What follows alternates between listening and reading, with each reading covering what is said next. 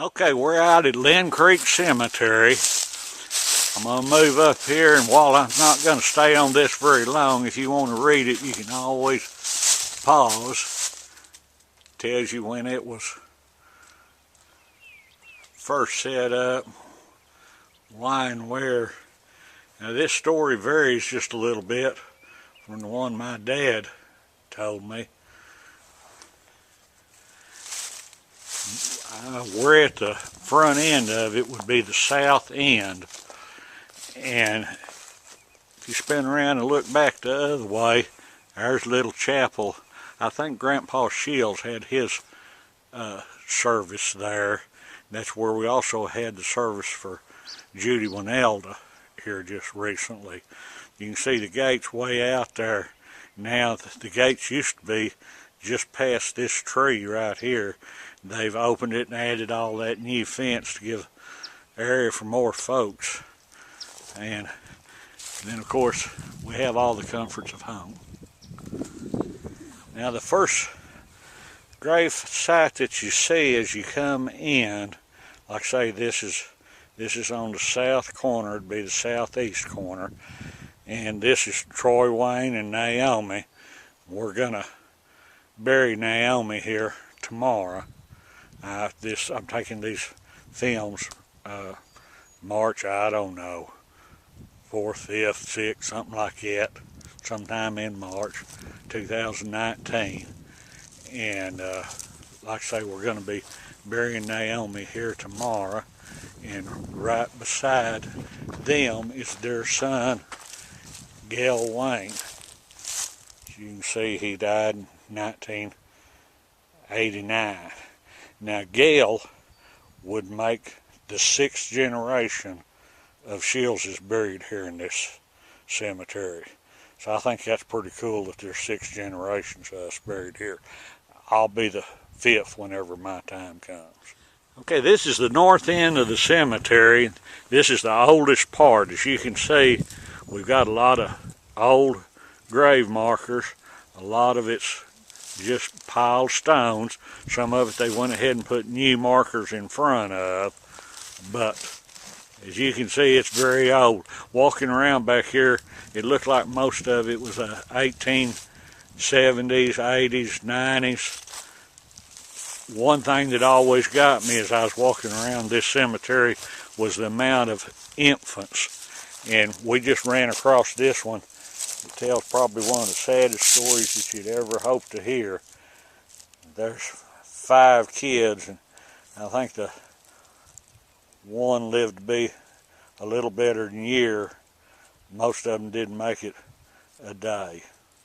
It's a tough time back then. Shields' history begins at Lynn Creek Cemetery with this lady, Nancy Dameron. She married our great-great-grandfather, George Washington Shields. We know that they were in Grayson County by 1850, and he had a freight company. Apparently over the years had gotten up a pretty good bit of land and a nice fleet of wagons. This is the grandfather that was murdered in 1862. Story goes he went to collect rent on one of his properties. As he stood up in the wagon to announce that he had arrived, 2 men came out from each side of the house and gunned him down. We're not sure why, and we're still looking for his burial site. She married Johnson. Oh, after that, she married Robert Johnson and moved to Jack County. So that is, I assume, how she and the rest of our family ended up here. Okay, and right beside her is her son, John Shields. As you can see, he in his late 20s whenever he passed away. And I'm assuming that he was named after John Shields, George's brother, be his Uncle John.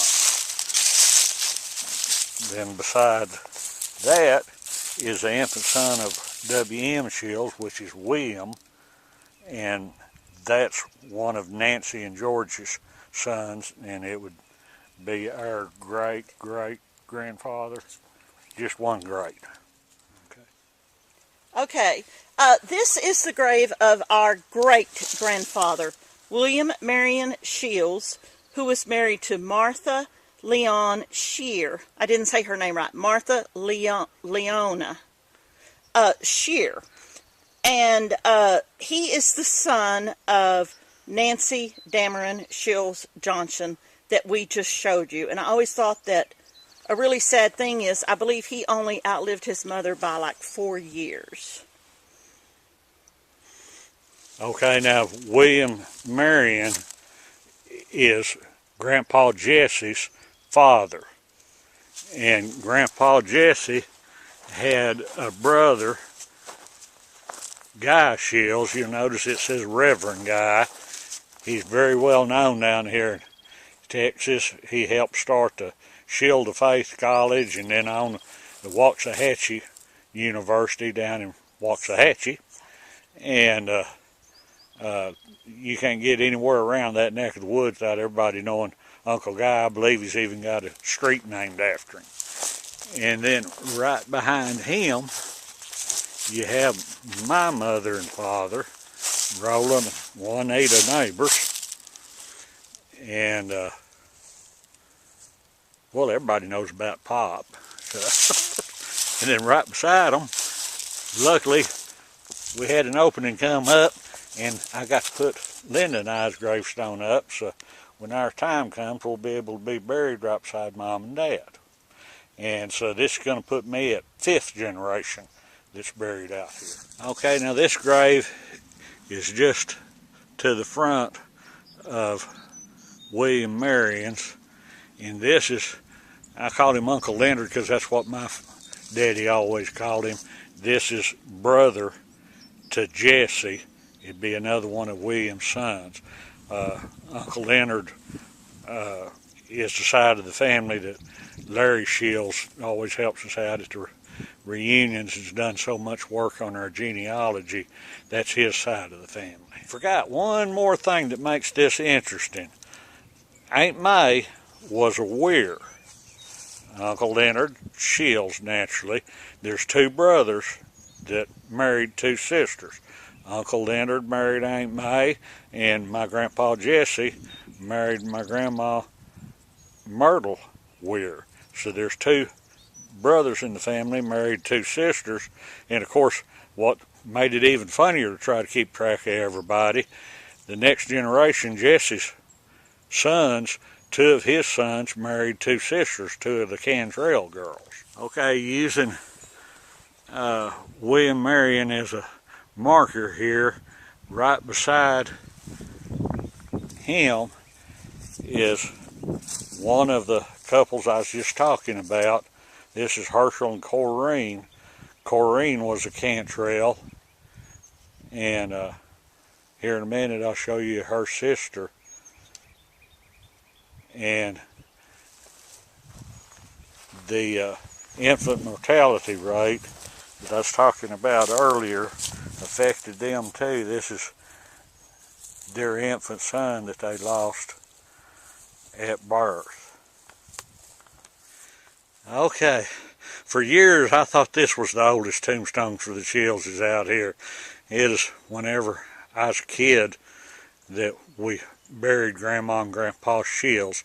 This is Jesse Washington Shields and Myrtle Ann Weir. That's how we got tied into the Weir family. There's quite a few of them you'll see out here too. And like I said, this is my granddaddy, and he would be one of the sons of William. And to the left of him would be Uncle Alvin, Aunt Ruth. They, the thing everybody remembers, that seemed to be the gathering place whenever anybody would come in from California, or just we'd have any kind of get-together. We'd all meet out there at Uncle Alvin's, because that was what most of the kids called the old home place. That's where a lot of them grew up. The younger batch would be talking about Inez, my daddy, Elsie, and all of them grew up out there on that property after they lost the ranch out here in Jack County. And it was great to go out there. We get to ride horses, ride old Jake. There's a lot of fond memories. And then on the other side of them, and I'm going to skip this one for just a second, this is Uncle Jasper and Aunt Florence, and he was the oldest of all the kids, and he had a Little Rock grocery store about halfway between Cemetery and Jacksboro for a lot of years, and anytime we was coming out this way, we always got to stop and visit with them. They lived in the back of the store. And then this is their daughter, Margie, and her husband, Pete, what we always called him. That is, I don't know how they got that out of Thomas Lee, but nonetheless, that's it. And like I say, this is Uncle Jasper's daughter. Right beside Uncle Jasper's tombstone is Evelyn's tombstone, their second daughter. And you can see she passed away right a little less than a year old. Near we can remember, she got a fever and passed away all there in the same day. Like I say, life was real hard back then. Okay, now this is where we just came from, where Grandma and Grandpa Shields is buried. There's the cluster over there. It's got my tombstone and Pop's and all. We're over at the northwest corner right now. And this is my Uncle Jared and Aunt Winona. Now, Aunt Winona's name was Cantrell. She was sister to Corrine over there. So there's the brothers and sisters, the next generations down that married each other. Now that E on the end of Jarrett, there was a lot of debate about it. I think I may be getting my stories crossed, but I'm thinking Aunt Winona didn't much care for it.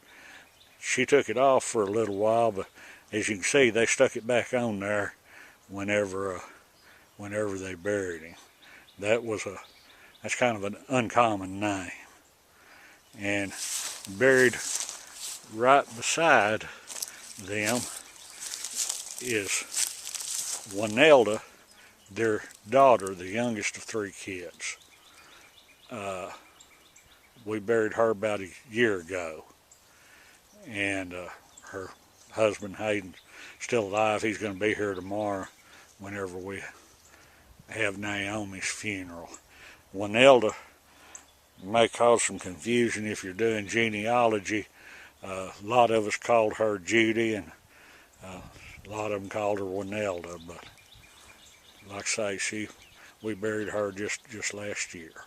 Okay, this is a gravestone that, as far as we know, has nothing to do with our family, except that when we were little and brought out to Lynn Creek for Decoration Day or any other purpose, all of us kids used to come over here and find this picture of the horse.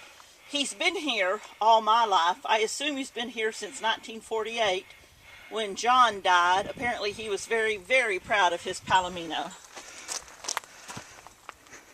And I guess this is the end of our tour.